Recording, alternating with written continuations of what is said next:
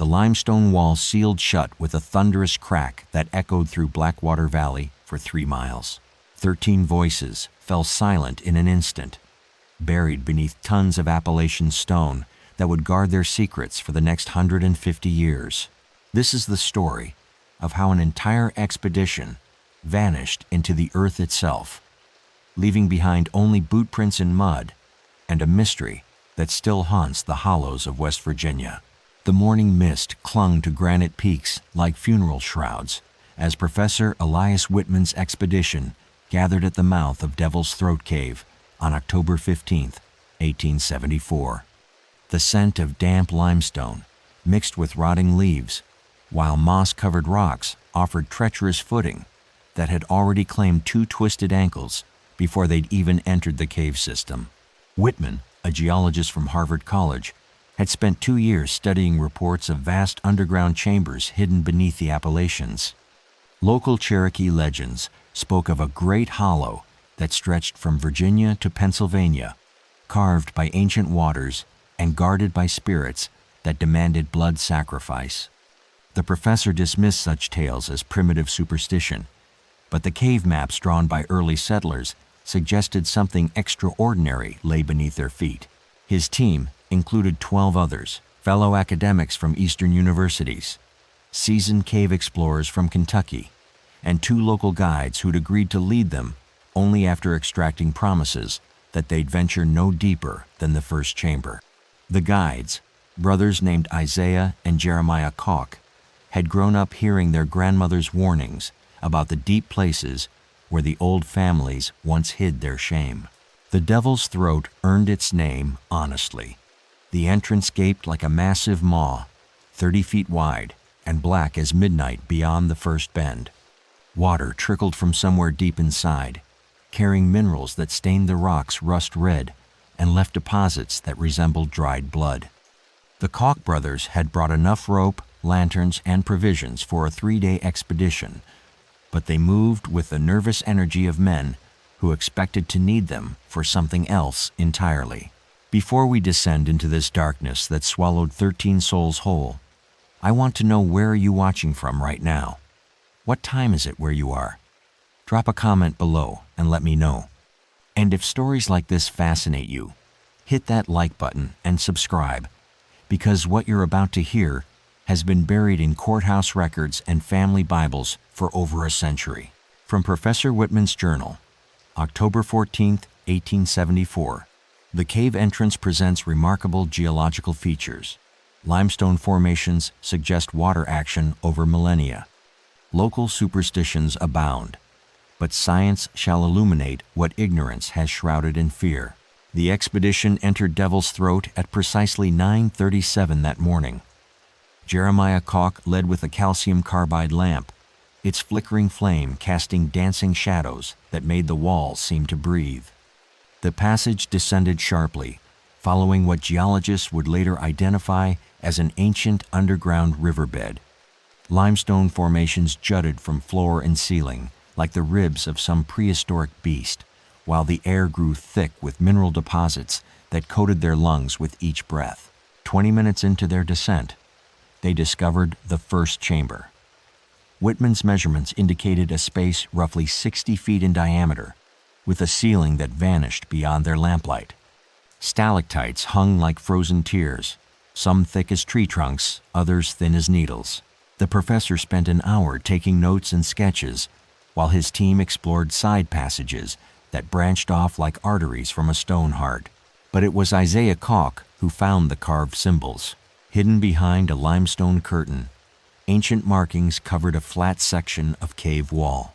Not Cherokee, not any Native American script the guides recognized. The symbols looked older, more primitive, yet deliberately placed in patterns that suggested meaning. Whitman copied them meticulously, noting their similarity to European runic alphabets, but with differences that made translation impossible. "What do you think they say?" asked Dr. Margaret Saunders, the expedition's archaeologist and one of only 3 women brave enough to join the underground journey. Isaiah Koch studied the symbols with the patience of a man who'd learned to read danger in places where city folk saw only curiosity. His weathered finger traced the carved lines without touching them, as if the stone itself might carry contamination. "My grandmother could read the old signs," he said finally. "She told me some doors should stay closed." The chamber held 13 passages leading deeper into the earth. Whitman wanted to explore them all, but the Koch brothers insisted on scouting ahead first. They'd grown up in these mountains, learned which shadows held promise and which held peril. Their grandfather had sealed off cave entrances throughout the valley, claiming some tunnels went places God never intended. The brothers returned from their scouting mission pale and shaken. They'd found evidence of recent human activity in the deepest passage. Fresh tool marks on the walls, wooden supports that couldn't be more than a few years old. Most disturbing of all, they discovered a section where someone had been deliberately widening the natural tunnel, as if preparing for something large to pass through. "We should leave," Jeremiah whispered to his brother, but not quietly enough. The academics overheard and demanded explanations. The Koch family had lived in Blackwater Valley for 5 generations. They knew every cave, every hollow, every secret the mountains held. They also knew about the Moravec clan, whose abandoned settlement lay just 3 miles from Devil's Throat. The Moravecs had arrived from somewhere in Eastern Europe during the 1740s, bringing customs and beliefs that made even frontier settlers uncomfortable. Local records mention the Moravecs only in passing. Tax documents listed their names until 1859, then nothing. Their cabins stood empty. Their fields grew wild, and neighboring families claimed they'd simply moved west like so many others. But the Koch brothers had heard different stories from their grandmother. Tales of midnight ceremonies and children who vanished from other settlements whenever the Moravecs came to town for supplies. The old woman claimed the clan hadn't left. They'd gone underground. No one leaves that easily. What would you do if your guides began whispering about abandoned settlements and families that vanished? Would you trust local knowledge over scientific curiosity? Or would you push deeper into darkness that might hold discoveries worth any risk? The answer would determine whether 13 explorers saw sunlight again, or whether they joined whatever the Moravecs had been preparing for in the deepest chambers of Devil's Throat Cave. The abandoned cabin's door hung open like a screaming mouth, revealing darkness that seemed to swallow their lantern light whole. Professor Whitman's team had climbed out of Devil's Throat to investigate the Moravec settlement, but what they found defied every rational explanation their academic minds could construct.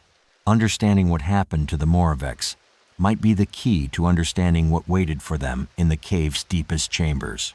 The settlement sat in a natural bowl between 2 ridges, hidden from main trails and accessible only through a narrow gap between granite outcroppings. The scent of decay hung heavy, despite decades of abandonment, mixing with the metallic tang of iron-rich spring water and the texture of wood so rotten it crumbled at a touch. 13 structures remained standing. Those standing generously described buildings that leaned against each other like drunks sharing secrets. Isaiah Koch moved through the settlement with the careful steps of a man walking through a graveyard after midnight. His brother Jeremiah hung back at the tree line, unwilling to set foot on ground their grandmother had declared cursed. The academic members of the expedition spread out eagerly, photographing structures and collecting artifacts with the enthusiasm of scholars who'd stumbled upon an archaeological treasure. They should have listened to Jeremiah's reluctance. Dr. Saunders discovered the first anomaly in what had once been the settlement's central building. The structure was larger than the others, built with more care, and featuring symbols carved into its doorframe that matched those they'd found in the cave. Inside, the wooden floor had been torn up and replaced with flat stones arranged in concentric circles. Dark stains covered the stones in patterns too deliberate to be accidental, too widespread to be explained by simple roof leaks. From the expedition's photographer, Thomas Kellerman, October 15, 1874. The Moravec buildings show signs of hasty abandonment. Personal effects remain, but all mirrors and reflective surfaces have been deliberately broken. Professor Whitman examined the stone floor with scientific precision, scraping samples of the dark stains into glass vials for later analysis. His measurements revealed that the circles followed mathematical proportions found in ancient European ritual sites, but the execution was rougher, more desperate. Whatever the Moravecs had been doing here, they'd been working quickly toward some urgent deadline. The team's linguist, Dr. Heinrich Zimmer, found books hidden in a root cellar beneath the main building. Written in a dialect of Czech mixed with symbols that appeared nowhere in his extensive knowledge of European languages, the text described preparations for something called the Great Feeding. The phrase appeared repeatedly, always accompanied by detailed drawings of cave systems and calculations involving lunar phases and tidal measurements. But it was the final entry that made Dr. Zimmer's hands shake as he translated the archaic script. The children grow restless in the deep places. The barriers weaken with each turning of the moon. We have prepared the way, carved the signs, made the offerings. When the surface dwellers come seeking knowledge, they will find feeding instead. The expedition surveyor, James McIntosh, had been mapping the settlement's layout when he noticed something that made his professional training rebel against what his eyes were showing him. The 13 buildings were arranged to perfectly mirror the 13 passages they discovered in Devil's Throat Cave. Not approximately, exactly, down to angles that required precise mathematical calculation to achieve. The Moravecs hadn't simply lived near the cave system. They'd built their entire settlement as a mirror image of what lay beneath the earth. Dr. Saunders found children's clothing in 3 of the smaller buildings, but no signs that children had ever lived there. The garments were too small, too numerous, and arranged with the careful precision of someone preparing costumes for a performance rather than storing belongings. Shoes lined up by size. Dresses hung according to height. Everything clean, everything ready, everything waiting for children who would never need clothes again. The settlement's well provided the expedition's most disturbing discovery. Instead of water, the shaft contained bones, human bones, carefully cleaned and arranged by size and type, femurs stacked like cordwood, skulls nested inside each other, ribs sorted and bundled with twine that hadn't rotted despite decades of exposure. Local tax records listed 37 Moravecs living in the settlement during 1859. The well contained bones from exactly 37 individuals, including 12 children. The feeding had already begun. Professor Whitman ordered his team to retreat to their base camp near Devil's Throat as sunset approached. They'd gather their findings, document everything properly, and perhaps reconsider their planned deep exploration of the cave system. Scientific discovery was important, but the Moravec settlement suggested they might be walking into something that transcended geological research. But as they packed their equipment and prepared to leave the abandoned buildings behind, Isaiah Koch made an observation that changed everything. Smoke was rising from the chimney of the settlement's largest building, the same structure where they'd found the stone circles and dark stains, the same building that had stood cold and empty for 15 years. The Moravecs hadn't vanished after all. They'd been waiting. What would you do if you discovered that the people who'd supposedly abandoned a settlement decades ago were still there, still following whatever dark practices had driven them underground? Would you flee immediately, or would curiosity about their connection to the cave system override every instinct for self-preservation? The 13 members of Professor Whitman's expedition faced that exact choice as shadows lengthened across Blackwater Valley, and something that might once have been human began lighting lamps in windows that should have stayed dark forever. Lamplight flickered behind grimy window panes like dying fireflies, casting shadows that moved with deliberate purpose through rooms that should have held nothing but dust and decay. The Moravec settlement had awakened, and 13 modern explorers found themselves the subjects of ancient, hungry attention. What had seemed like an archaeological curiosity was revealing itself as something far more dangerous than Professor Whitman's rational mind could accept. The the scent of wood smoke mixed with something else, something organic and wrong, while the sound of footsteps echoed from wooden floors that had creaked empty for 15 years. The texture of the evening air changed, growing thick with a presence that made every breath feel borrowed. Isaiah Kalk grabbed his brother's arm with fingers that dug deep enough to leave bruises. "We leave now," he whispered, but his voice carried across the settlement's unnatural silence like a shout. My grandmother was right. Some doors should never be opened. The academic members of the expedition stood frozen between scientific curiosity and primitive terror. Dr. Saunders had spent her career studying ancient civilizations, but nothing in her education had prepared her for the sight of figures moving behind windows of buildings they just confirmed were abandoned. The silhouettes were wrong somehow. Too tall in some places, too angular in others, as if whatever cast them had learned human shape from drawings rather than observation. Professor Whitman tried to maintain scholarly composure even as his hands shook while adjusting his spectacles. There must be a rational explanation.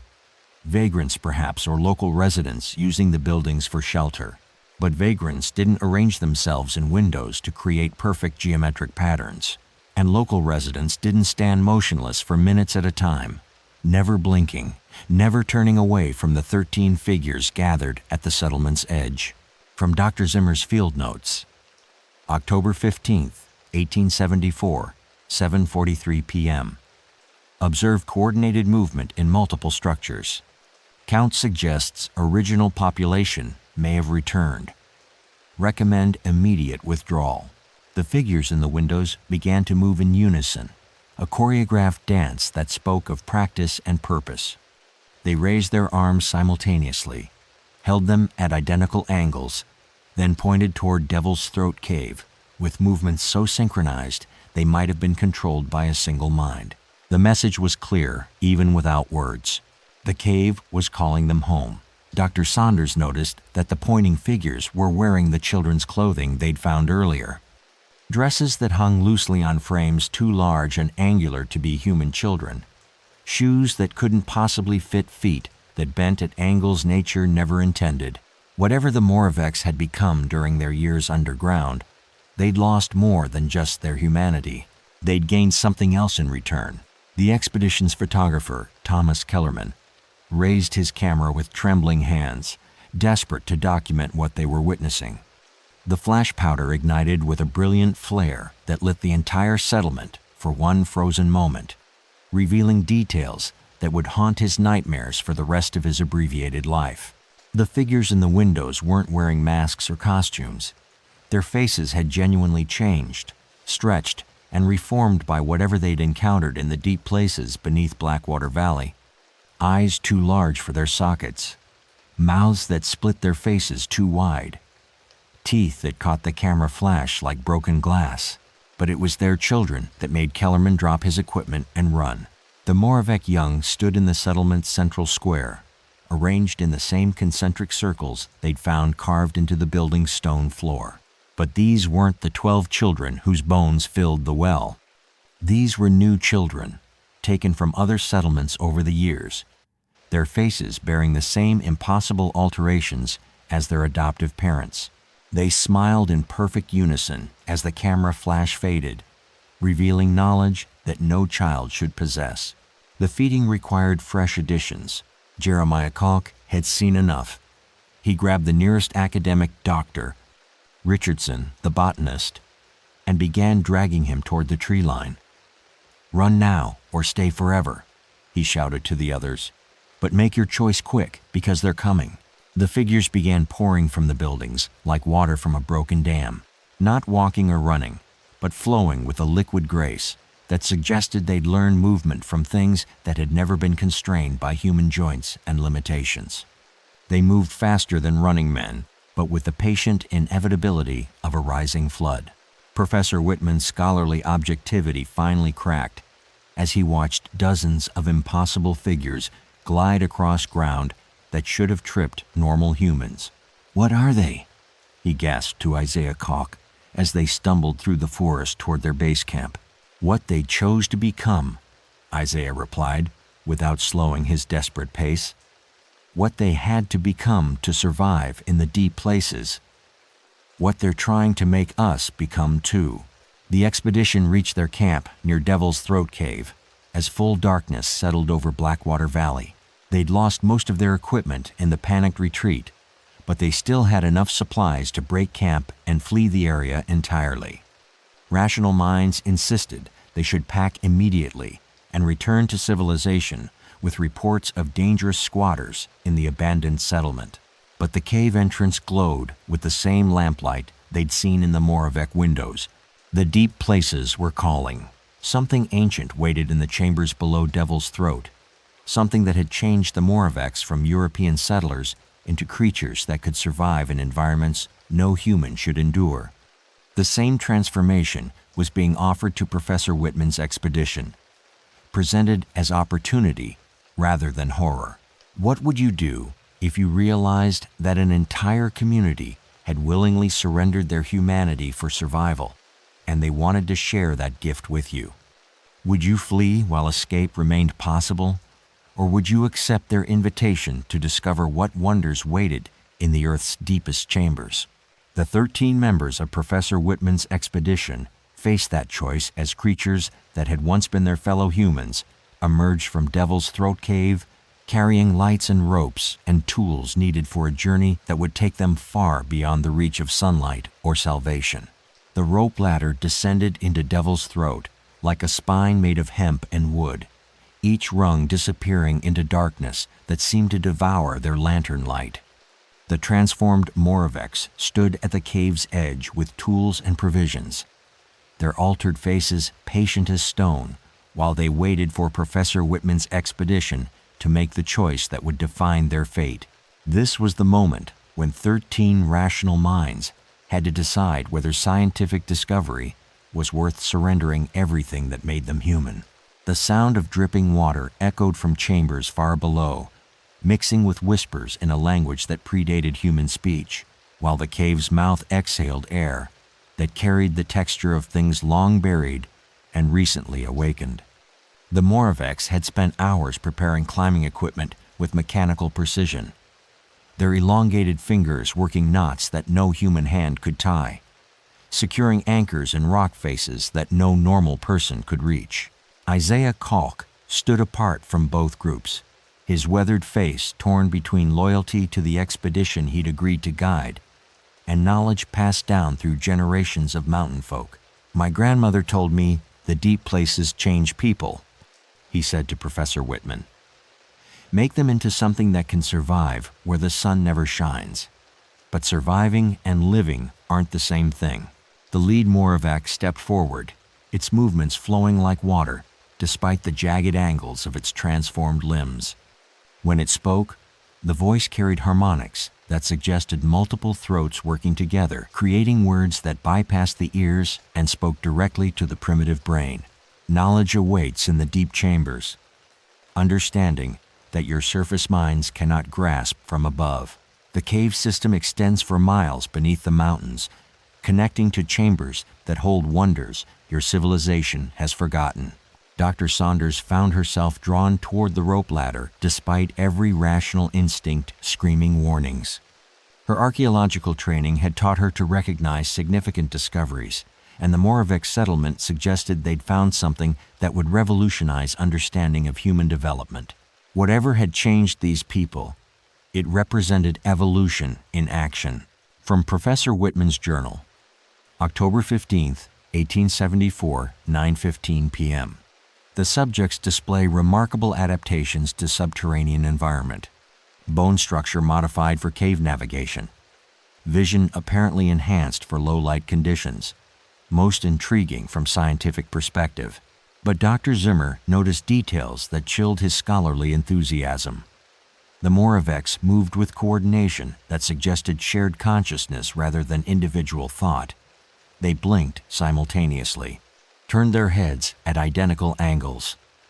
Even their breathing synchronized, creating a collective rhythm that made them seem more like organs of a single organism than separate beings. The children they'd taken from other settlements stood in perfect formation behind their adoptive parents their faces bearing the same impossible alterations, but retaining enough humanity to make the transformation more disturbing rather than less.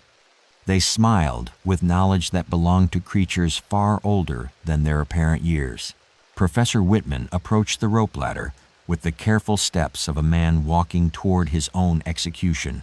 Scientific curiosity warred with survival instinct, but decades of academic training proved stronger than primitive fear.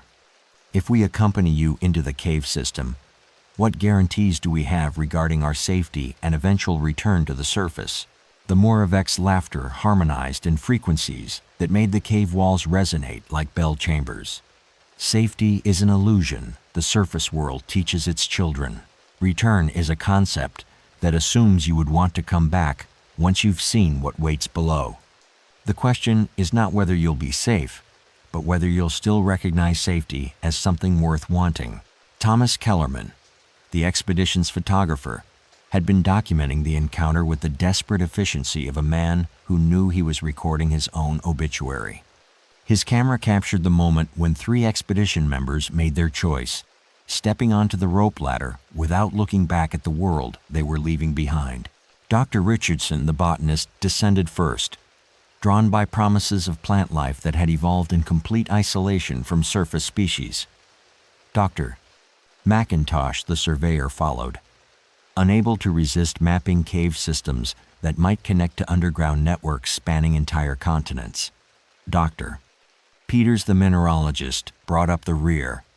His scientific mind focused on geological formations that could revolutionize understanding of the Earth's internal structure. They vanished into the darkness, like stones dropped into a well. The remaining expedition members stood frozen at the threshold between known and unknowable, watching their colleagues disappear into depths that had already claimed one entire community. The Moravecs waited with infinite patience, understanding that curiosity was a more effective trap than force. Isaiah Koch made his own decision with the swift certainty of mountain wisdom. "I've guided people through these mountains for 20 years, he told his brother, "but I won't guide them to hell." He grabbed Jeremiah's arm and began backing away from the cave entrance, his eyes never leaving the transformed figures who watched their retreat with amusement rather than anger. The brothers had taken perhaps 50 steps when the screaming started. Not human screaming, not animal screaming, something else entirely, rising from the cave depths, with harmonics that made rocks crack and birds fall silent across the entire valley. The sound spoke of discovery and transformation, and prices paid with currency that couldn't be refunded. The 3 expedition members who'd descended were learning what the Moravecs had learned years before, that some knowledge changed the knower irrevocably. That evolution sometimes moved in directions that had nothing to do with improvement. What would you do if your colleagues voluntarily walked into obvious danger for the sake of discovery, and their screams suggested they'd found exactly what they were looking for? Would you follow them into darkness that promised answers to questions science hadn't learned to ask? Or would you flee while fleeing remained an option? The remaining members of Professor Whitman's expedition faced that choice as more screams echoed from Devil's Throat Cave, growing less human with each passing moment, but somehow more joyful, as if pain and transformation were merely different words for the same essential process. The screams from below had transformed into something worse than agony, laughter that carried notes no human throat could produce, echoing up from chambers that had claimed 3 rational minds and returned something else entirely. Professor Whitman stared into Devil's Throat, while his remaining colleagues faced the terrible mathematics of their situation. 10 people remained on the surface, but the cave's hunger had only begun to feed. The limestone walls vibrated with harmonics that seemed to originate from miles beneath their feet, mixing with the wet sound of things moving through spaces too small for normal anatomy, while the air itself grew thick with anticipation that made each breath taste of copper and old bones. The transformed Moravecs waited at the cave's edge with the patient satisfaction of fishermen who knew their bait was irresistible. Dr. Saunders found herself calculating the archaeological significance of whatever lay in those deep chambers. Her 3 colleagues had descended willingly, drawn by promises of discoveries that would revolutionize their respective fields. Their screams suggested they'd found exactly what they were looking for, even if the cost was higher than any rational person would pay. But rationality was becoming irrelevant. From Dr. Zimmer's trembling notes, October 15th, 1874, 10:37 p.m. Richardson, McIntosh, and Peters descended approximately 40 minutes ago. Vocalizations from below suggest successful integration with subterranean ecosystem. Remaining team must decide whether to follow or abandon colleagues. The Moravec, who served as their spokesman, stepped closer, its elongated limbs moving with liquid grace that made normal human movement seem clumsy and inefficient. Your companions have begun their transformation. They're discovering capabilities your surface world never imagined. Enhanced perception, expanded consciousness, freedom from the limitations that constrain ordinary existence. Professor Whitman's scientific training warred with evidence his eyes couldn't deny. The Moravecs had clearly undergone some form of evolutionary adaptation to subterranean life, but the process appeared to require abandoning everything that defined human existence. Their synchronized movements, their collective consciousness, their obvious comfort in an environment that should have killed them within hours. They'd become something new, something that might represent the next step in human development, or something that had surrendered humanity entirely. Thomas Kellerman raised his camera again, desperate to document whatever decision his companions would make.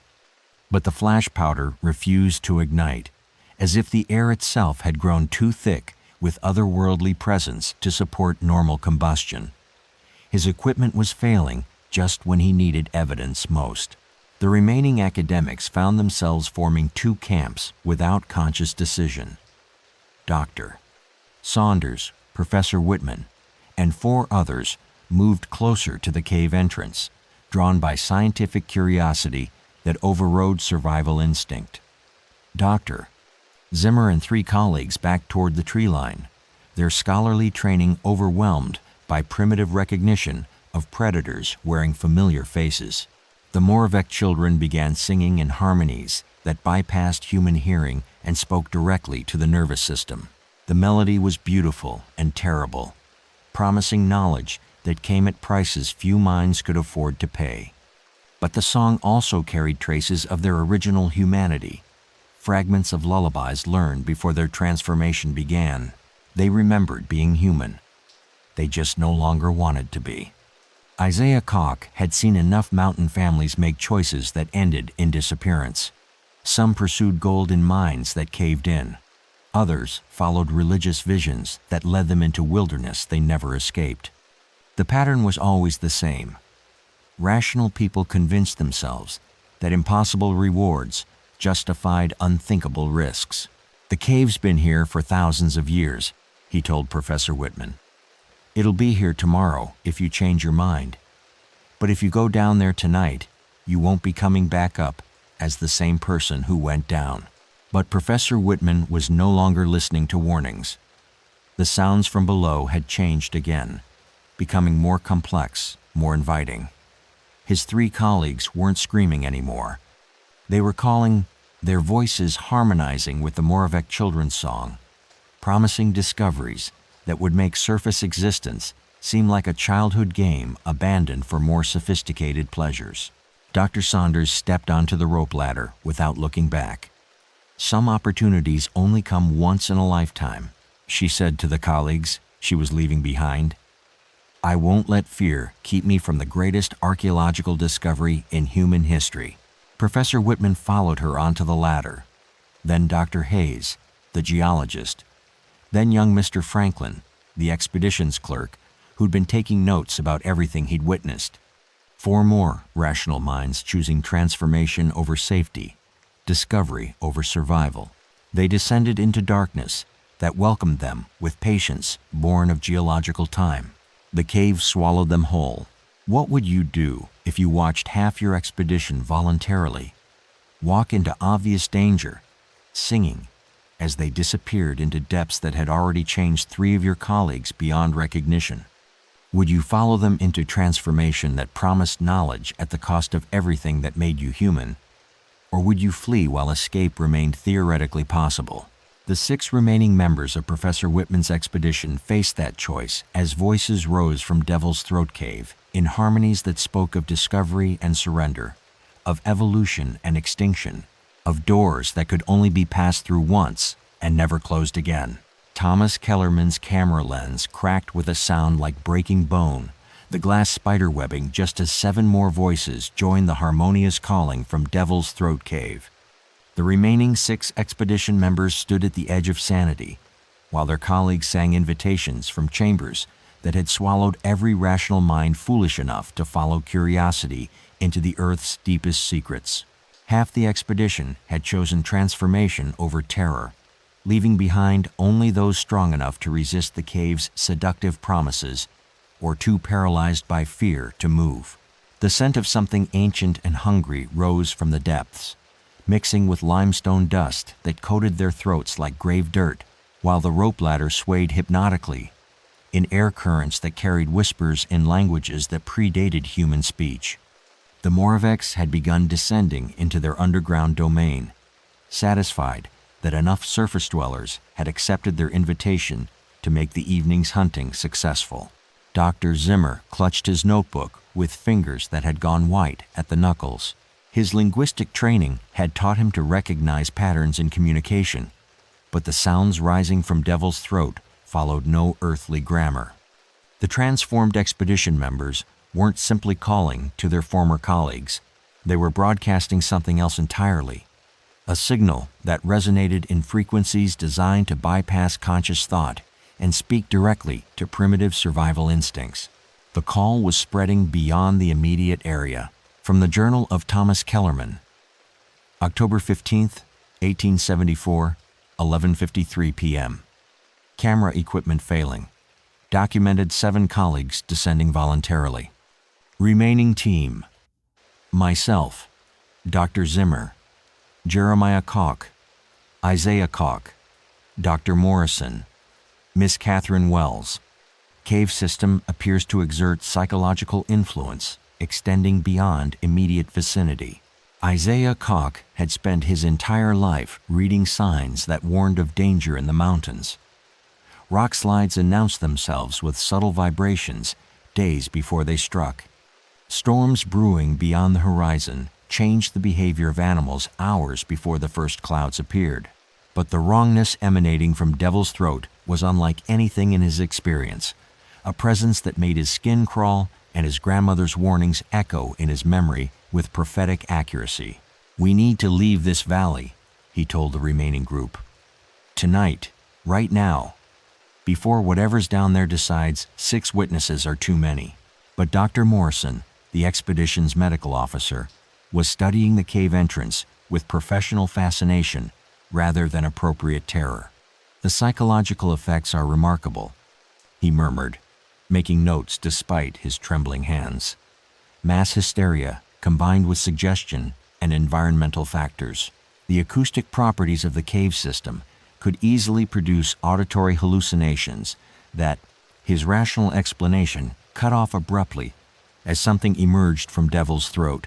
Not one of their transformed colleagues, not even one of the original Moravecs. Something else entirely, something that had been waiting in the deepest chambers while lesser creatures handled the surface recruitment.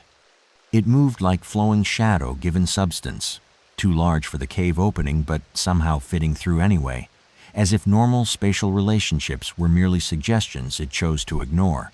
The thing that might once have been the Moravec patriarch spoke without moving what remained of its mouth. "The feeding requires balance. 7 have descended willingly. 6 remain to carry word of what they have witnessed. Return to your surface world and speak of the wonders that wait below. Others will come seeking what you have seen." Miss Catherine Wells, the expedition's botanist, and the only woman brave enough to venture into Appalachian wilderness, understood the creature's meaning with crystalline clarity. They weren't being spared out of mercy. They were being released as bait, living advertisements for the transformation that awaited future explorers. Their terror would draw others just as surely as their colleagues' screams had drawn them closer to the cave's edge. The survivors were part of the trap. Jeremiah Koch grabbed his brother's arm and began backing away from the creature that defied every natural law their mountain upbringing had taught them to respect. Isaiah, we run now or we don't run at all. But Thomas Kellerman was still trying to document what they'd witnessed, desperate to capture evidence that future investigators might use to understand what had happened to Professor Whitman's expedition. His broken camera clicked uselessly as the creature flowed back into Devil's Throat, leaving behind only the echo of voices singing from chambers that seemed to stretch beyond the boundaries of three-dimensional space. The 6 survivors fled through Appalachian darkness, stumbling over roots and rocks, while the harmonious calling followed them through the forest. They could hear their transformed colleagues singing from impossible depths, their voices blending with things that had never been human, creating music that spoke of evolution and extinction in equal measure. Behind them, Devil's Throat Cave exhaled one final breath of air that tasted of endings and beginnings, of doors that had been opened and could never be closed again. The deep places had been fed. What would you do if you realized you'd been deliberately spared to serve as living testimony to horrors that waited beneath the earth, that your terror was meant to draw others to the same fate that had claimed your colleagues? Would you honor that purpose by warning future explorers, or would you remain silent to prevent others from seeking the same terrible discoveries? The 6 survivors of Professor Whitman's expedition faced that moral complexity as they stumbled through darkness toward a world that would never quite believe their story, carrying knowledge that would haunt their dreams and challenge everything they thought they understood about the boundaries between discovery and damnation. Dawn broke over Blackwater Valley like a mercy the 6 survivors didn't deserve, revealing a landscape that looked exactly the same as the day before, but felt fundamentally altered by what had crawled up from its depths. Thomas Kellerman's hands shook as he tried to load fresh film into his damaged camera, desperate to document evidence that might make someone believe their impossible story. The world above ground continued its normal rhythms, while 13 human souls sang in harmonies that defied every natural law, trapped in chambers that existed beyond the reach of sunlight or salvation. The scent of morning dew mixed with wood smoke from distant cabins, while bird songs returned to the forest with tentative normalcy. But the texture of reality itself had changed for those who'd witnessed the transformation. The Koch brothers led their traumatized charges down mountain paths with the grim efficiency of men who understood that survival required movement, that standing still meant thinking too deeply about what they'd left behind. Isaiah Koch stopped the group at a creek crossing, where clear water bubbled over stones that had never seen the depths of Devil's Throat Cave.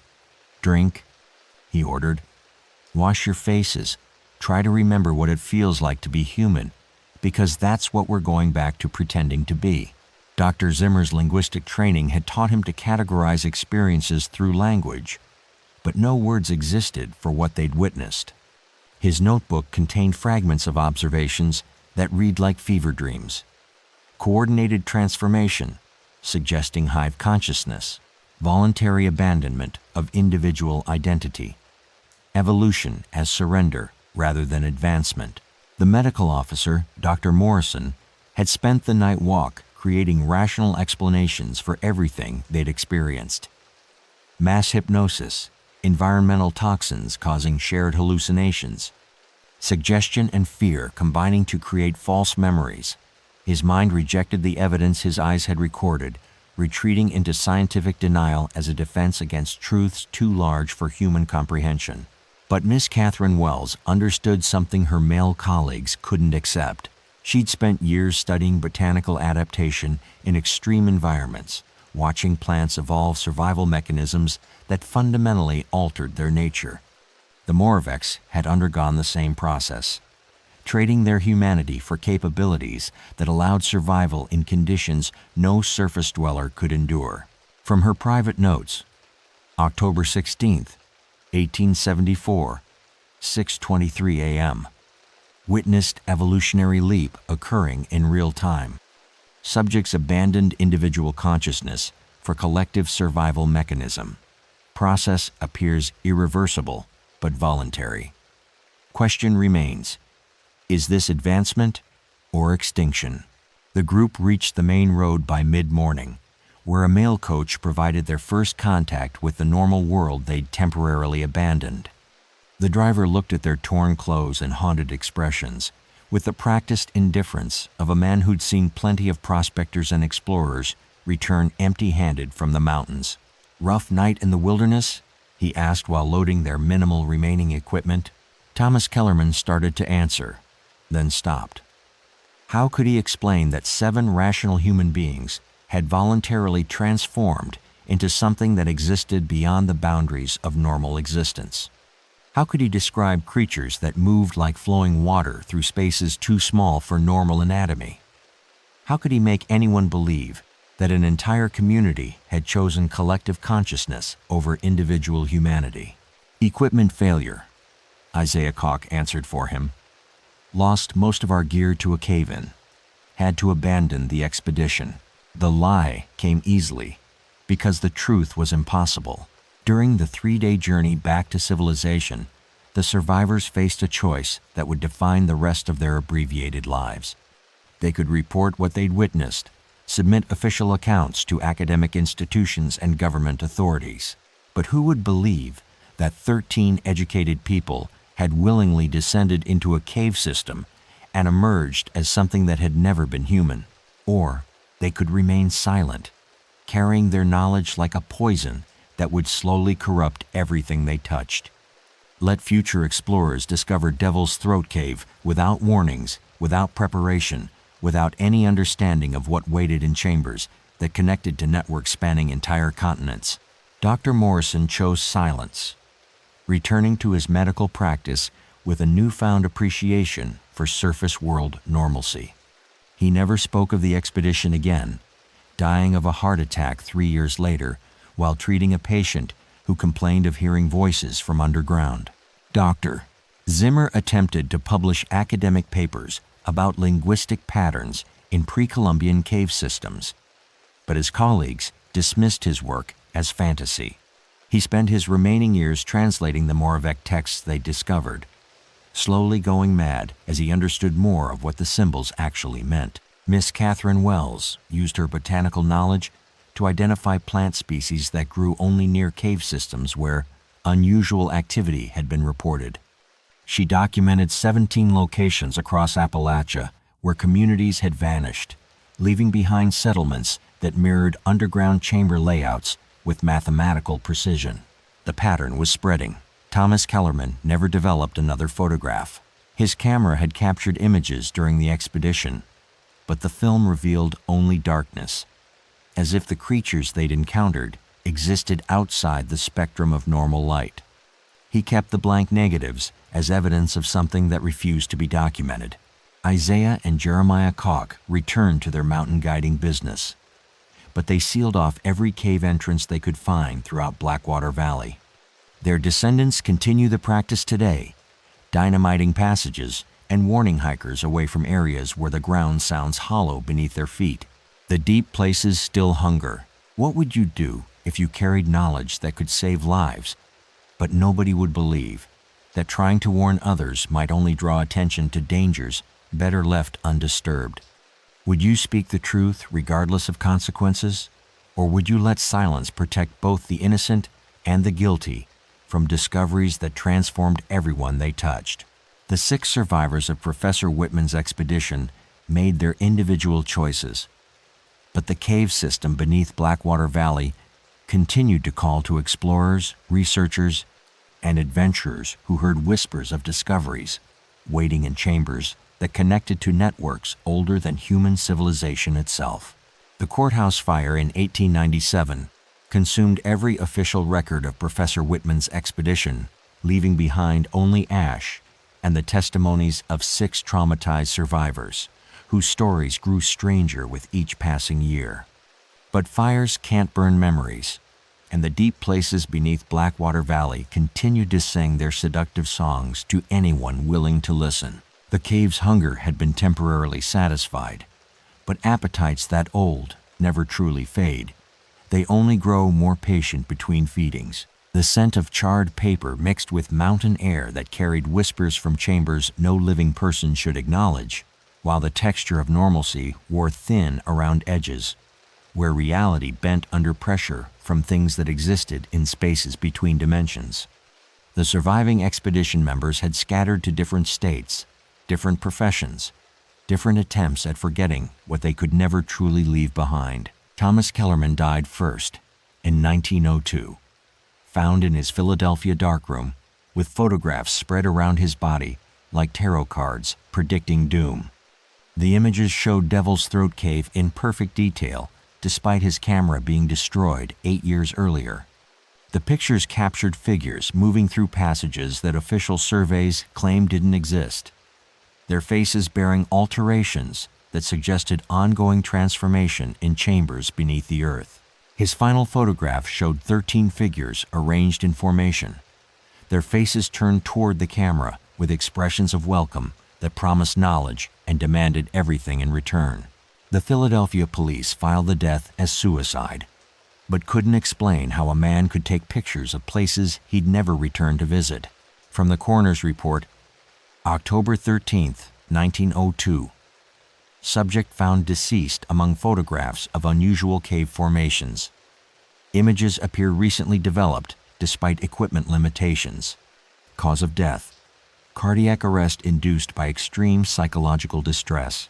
Dr. Zimmer lasted until 1908, spending his final years translating symbols that led him deeper into understanding he couldn't survive.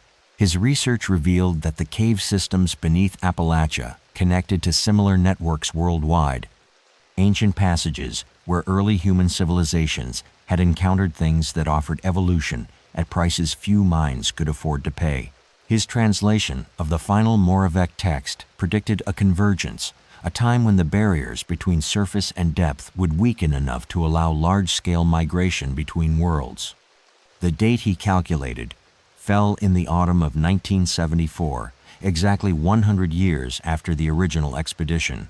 Miss Catherine Wells lived longest among the academic survivors, dying in 1931 after documenting 17 additional communities that had vanished near cave systems throughout the eastern mountains. Her final expedition led her back to Blackwater Valley, where she found Devil's Throat Cave sealed with dynamite and concrete, courtesy of the Koch family's ongoing efforts to contain what should never be released. But she also found fresh tool marks around the sealed entrance, evidence that something was working to break through from the inside. The Koch brothers maintained their vigil until natural death claimed them in the 1920s. Their sons continued the family tradition, then their grandsons, each generation understanding that some responsibilities pass through bloodlines like genetic inheritance. They sealed caves, warned hikers, and maintained careful silence about the reasons behind their obsessive protective behavior. But they couldn't seal every entrance. The network was too vast, too interconnected, too patient in its hunger for surface dwellers, willing to trade humanity for knowledge that came with prices no rational mind should pay.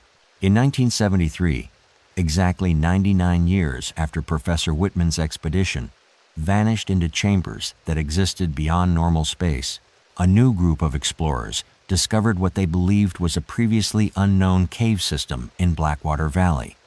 Their equipment detected passages that seemed to extend for miles beneath the mountains, connecting to chambers that radar suggested were impossibly large. The expedition was scheduled to begin its deep exploration on October 15, 1974. The anniversary had arrived. What would you do if you learned that the horrors witnessed by previous generations were preparing to repeat themselves, that the cycle of seduction and transformation was beginning again with fresh victims who had no knowledge of what waited in the deep places? Would you try to warn them despite the impossibility of making anyone believe? Or would you let natural selection take its course among those foolish enough to seek knowledge in chambers that demanded everything in return? The patterns that consumed Professor Whitman's expedition never truly ended. They only waited for new generations to discover that some doors, once opened, can never be closed again. And somewhere beneath Blackwater Valley, in chambers that connect to networks spanning continents, 13 voices continue to sing invitations to explorers who believe they're the first to discover what has been calling to surface dwellers since the mountains were young. Local hikers still report hearing harmonized singing from sealed cave entrances on October nights, when the barriers between worlds grow thin and the deep places remember what they're still hungry to consume. We're only scratching the surface. The next case is even darker. Subscribe before it drops.